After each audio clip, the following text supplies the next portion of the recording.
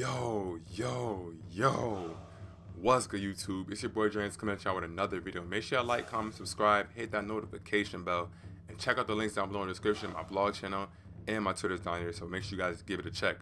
But hey, listen man, this right here is a hilarious matchup in the heavyweight division, bro. If you're ever using the heavyweight division and you get the opportunity to fight this matchup, please do it. It'll always be interesting. Now, obviously, if you're Francis Ngannou, you have to fight a certain way, and if you're Daniel Cormier, you have to fight a certain way. You see right here, my opponent is going for Francis Ngannou. Y'all know Francis Ngannou literally has a 100 punching power. So if you're using Francis Ngannou, you have to be smart. If you are smart, you can pretty much finish all the fights. It's just that some people don't understand that this is still a video, and look, he has the advantage on me right now. He's up 6-2. But if you fight smart, you can still win the fight. But people forget that this is a game, so just because you land one punch, it doesn't mean that you're gonna literally end the fight like how it would be in real life. Maybe UFC should implement that in the next game for Francis Ngannou, because he does have that kind of punching power. But you see right there in the very beginning of the fight, we were both thinking the same thing. Now, not necessarily because he tried to throw a cheap shot on me, and I was just shooting for a takedown, but he had, you know, a fake glove touch set up, and then he tried to throw an overhand. So pretty lame of him, pretty whack of him. But right off the rip, guys, what I have to do with Daniel Cormier is utilize that Bulldog badge. There's a badge called Bulldog where basically it's like you get incentivized for walking forward. It's better when you're walking forward instead of walking backwards. So what I need to do is close that distance. Obviously, also just speaking off of the reach length, Francis Ngannou clearly has a longer reach than Daniel Cormier, so the only way you're going to land punches is if you walk forward. A lot of people may fight against Francis Ngannou and get scared because, you know, or just the average player, like not the people that are in Division 20 and up in, you know, the higher divisions. They're not going to just walk backwards the entire time. Maybe sometimes they may do that. But guys, the only reason why I have to do this, you know, walk backwards in certain instances is when he's just over, you see what he's doing right here? He's just throwing punches out of control like a wild maniac, bro. So I'm not gonna allow him to do that to me. I'm gonna back off a little bit, but when I can get in range, I'm gonna do just that. So you see me right there, I'm trying to land some overhands now, because at this point he's, you know, he's trigger happy right now, bro. He knows he has that 100 power advantage on his side. He's doing the same slip punch. He's trying to get a slip counter on me, and I'm not allowing him to do that. He's landing a few punches, but for the most part, I'm just getting out of the way, letting him overexert energy, guys. It's important to do that.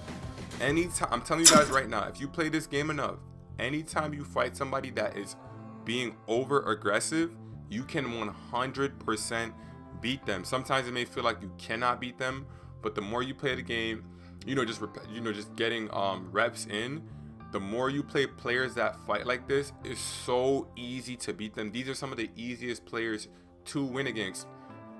Now, like I said, it's not like you're gonna win every single fight, but the more experience you have, the more easier it'll become to fight guys like this. You see now, he's kind of slowing down because I've let him walk forward, but he hasn't landed too many shots. So at some point, if I'm just evading almost everything, he's not gonna want to, he's not gonna want to continue to do the same exact thing, because the strategy is just not working for him. You see right there, I'm getting out of the way because I see that he's fighting off of a combination barrage. Like, he's not trying to, land a jab and follow it up with a hook and, go to the body, left hook to the body, right hook upstairs. He's not trying to fight smart. He's just trying to go crazy, go ballistic. So at this point, I've pretty much slowed him down. I've slowed his attack down, which is great right there. You see what happened to him now? Him, continuously being over aggressive, it ended up making him get hurt. Now, have I gotten hurt yet? No, because I've been fighting smart, letting him walk forward, throw his crazy shots. Something that people always forget is that, in order to also hurt someone, you can't just land the shots. Their energy has to be depleted, or it has to be on the downwards, and you land the shot while their energy is on the downwards, then you can effectively get more rocks. But if I have full energy, full head health, and you land a random shot, it has to be super clean for me to get hurt. So I'm not doing anything out of order to where he can just land a punch and I'd get hurt. I'm pretty much keeping my guard up the entire time. If he lands something, it's something pretty much on my guard, and I'm pretty much getting out of the way of everything, like you guys just see me do right there, land in a hook. And I'm pretty much letting him walk forward at this point, because he won't allow me to throw anything great. And like, honestly, he has 100 power, guys. So I know I said you can't walk backwards the entire time. You have to be smarter. You have to still be smart though. Like, he's throwing hooks and uppercuts. If I'm just standing in front of him the entire time, I'm bound to get hurt. So it's a mixture of everything, and I kind of just blindly said that. But it's kind of more so, me just fighting, or just going off of how I'm fighting in the video, but I have to explain it a little bit better. You see, he's landed more strikes than I have, but I've hurt him more than he's hurt me. And I'm landing the more damaging shots. That should be your objective when you're fighting fights like this, guys. Land the more damaging shots. If you're landing the more damaging shots, it doesn't matter how many strikes they throw, because eventually they're going to get tired, and then eventually you can start mixing in your combination. You guys see right there a little while ago, I just hit him with a combination. Before, for me, it was just kind of 1-2s and out of there, but now I'm kind of throwing a little bit more than I was before, because frustration starts to set in for the opponent. Fatigue starts to set in for the opponent. You see me just hurting him there again.